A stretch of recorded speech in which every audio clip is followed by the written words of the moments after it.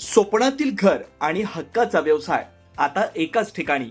राहता साकूर येथील एअरपोर्ट रोडवर आम्ही घेऊन आलोय एक भव्य डेव्हलपमेंट प्रोजेक्ट इराज पार्क. आमची वैशिष्ट्ये: कलेक्टर NA प्लॉट्स, बंगलोसाठी हक्काची जागा, कमर्शियल कॉम्प्लेक्स, मुख्य रस्त्याला लागून दुमजली गाळे, प्रशस्त 2 BHK व 3 BHK रो हाऊस आणि 2 BHK flat scheme.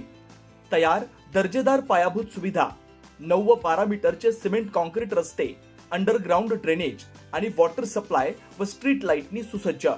Ready club house, open gym, मुलांसाठी प्ले एरिया आणि सुंदर गार्डन. सुंदर असे प्रभू श्रीराम मंदिर प्रोजेक्ट मध्येच. पत्ता: सर्वे नंबर 97/1, एअरपोर्ट रोड, उपासनी महाराज मंदिराजवळ, साकुरी, राहता. आजच संपर्क करा 8550 99 70 70. शहरातील मुकुंदनगर परिसरात कत्तलीच्या उद्देशानं निर्दयतेने डांबून ठेवलेल्या 7 गोवंश जनावरांची स्थानिक गुन्हे शाखेने छापा टाकून सुटका केली. या कारवाईत 2 वाहनांचा एकूण 10,70,000 रुपयांचा मुद्देमाल जप्त करण्यात आला. 2 आरोपींविरुद्ध गुन्हा दाखल करण्यात आला. अहिल्यानगर जिल्ह्याचे पोलीस अधीक्षक श्री सोमनाथ घारगे यांनी अवैध कत्तलखान्याने जनावरांची तस्करी रोखण्याचे आदेश दिले होते. त्या अनुषंगाने स्थानिक गुन्हे शाखेचे पोलीस निरीक्षक किरणकुमार कबाडी यांच्या मार्गदर्शनाखाली एक विशेष पथक शहरात गस्त घालत होतं. 13 मार्च 2026 रोजी पथकाला गुप्त बातमीदारामार्फत माहिती मिळाली की मुकुंदनगर भागातील इसरत पार्कजवळ रोमन वकील यांच्या घोड्याच्या तबेले शेजारी असलेल्या पत्र्याच्या शेडमध्ये काही जनावरं कत्तलीसाठी आणून ठेवल्यात. माहिती मिळताच LCBच्या पथकानं भिंगार कॅम्प पोलीस स्टेशनच्या मदतीनं सदर ठिकाणी छापा टाकला. तिथं पोलिसांना खालील बाबी आढळून आल्या.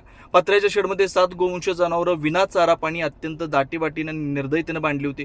घटनास्थळावरून 70,000 रुपये किमतीची 7 जिवंत जनावरं व जनावरांची वाहतूक करण्यासाठी वापरली जाणारी 2 वाहनं, एक 4चाकी क्रमांक MH04 GD 4388 आणि एक आयशर टेम्पो क्रमांक MH20 EG 6290 असा एकूण 10,70,000 रुपयांचा मुद्देमाल जप्त करण्यात आला.